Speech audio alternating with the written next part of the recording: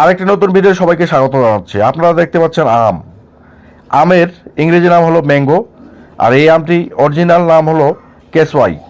এটি কাঁচা এবং পাকা উভয় অবস্থাতেই খুব সুস্বাদু। কলার ইংরেজি নাম হলো ব্যানানা। দেখেন, আস্ত গাছ থেকে এই কলার ছড়িগুলো কাটা হচ্ছে, এই পেকে একবারে ফেটে গেছে। ওয়াও! এটি হলো মাস্কমেলন। এভাবেই ফয়েল পেপার দিয়ে মোড়ানো থাকে যেন পোকামাকড়ের উপদ্রব থেকে বেঁচে যায়। এগুলো হলো লেটুস। এগুলোকে পানি দিয়ে স্প্রে করতেছে এবং ধৌত করতেছে, এই জন্যই এটি পরিষ্কার থাকে। এগুলো হলো গাছের শিকড়। এই শিকড়গুলো খাওয়া যায়। গাছের শিকড়ের ইংরেজি নাম হলো রুট।